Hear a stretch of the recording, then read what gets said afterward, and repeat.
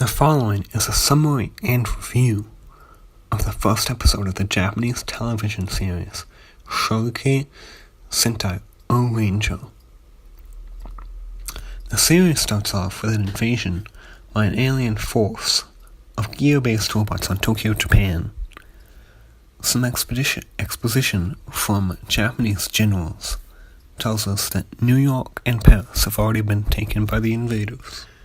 A note to one of the generals, presumably sent by the invaders, informs us that their name is the Machine Empire Baranola, and their reason for invading the Earth is to acquire all of the Earth's resources and to take the human race into outer space to be slaves. If the demands aren't met, then every day at sundown there will be an attack on a major city. The Japanese general immediately crumples up the paper and proceeds to ask the other general about the training of 4 elite soldiers. The scene cuts to 2 pilots attempting to attack some of the alien aircraft. The pilots engage in combat and fail spectacularly, almost immediately being shot down and crashing. The generals are informed of the 2 pilots crashing, and the one who mentioned the special soldiers decides to go by himself on a rescue mission. The crashed pilots and co-pilots climb out of the crashed airplanes. Then the alien aircraft that shot the 2 pilots down stopped, hovered momentarily, then beamed down scores of robotic foot soldiers.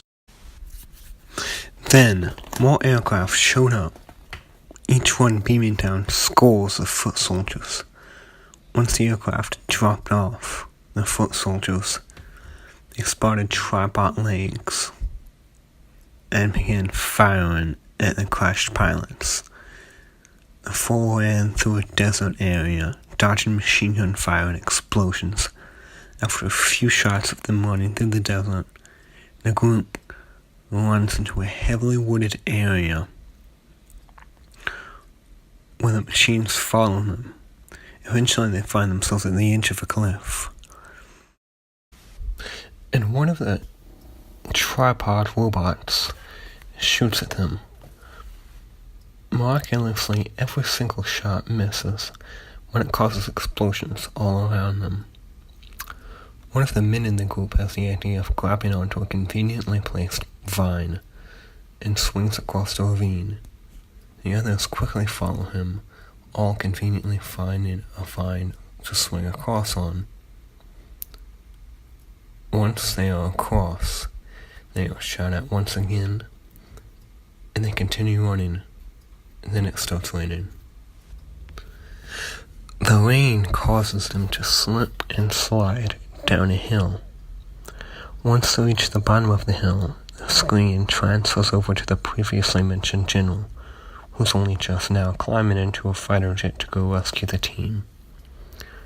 It cuts back to the team as they appear to have lost the machines temporarily. So they stop to rest. One of the females on the team appears to be discouraged. Then one of the men immediately scolds her and telling her that they only survived because they are a team. The other female chimes in, informing us that they are often called the best team in the Air Force. She also mentions that she doesn't know what Ohranger is. The team then works together to make a campfire.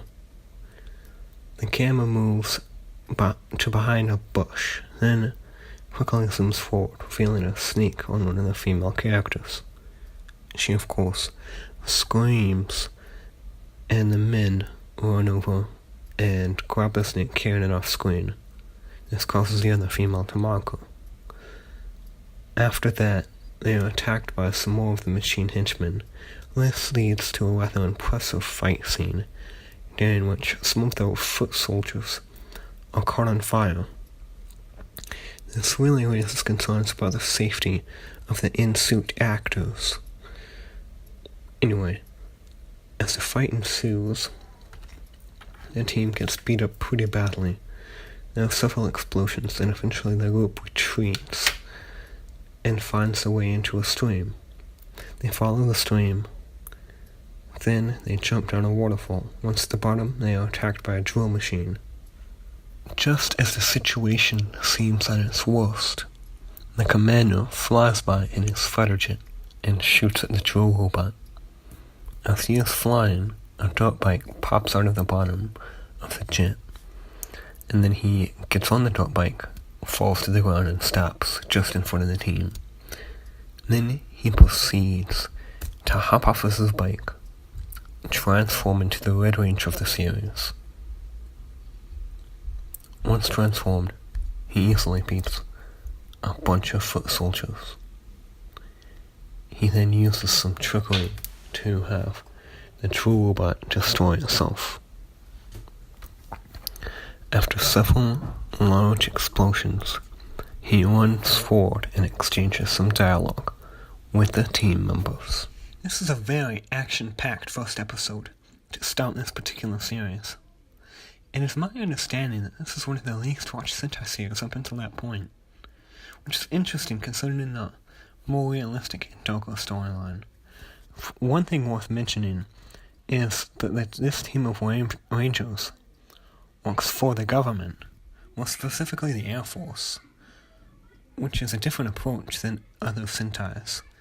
That being said, every team does get their powers differently. There's a strange bit of sexism, which is odd for a Japanese children's show from 1995. Another thing that I personally like quite a bit, that I know other people don't, is the costumes. I think they are really cool, with their unique shaped helmets, and the uniform with a golden computer chip in the center of the chest. I am definitely interested in watching more of this show, and I hope you are too. If you are interested in watching this series, and many others, then consider using Shout Factory. It's totally free and legal, and it has a bunch of Toku shows, as well as the Thunderbirds and a few Jackie Chan movies. This video is in no way sponsored by them, or paid for. I just thought you should know there are legal ways of watching this kind of stuff. Anyway, that's going to wrap it up for this video. It might not look like it, but I did put a real effort into this video. So be sure to click the like button and subscribe. I know my voice is very annoying. A computer virus has built armies of robotic soldiers and taken control of our world. But there is still one place we can be safe. This is the last stand for humanity. Power Rangers RPM.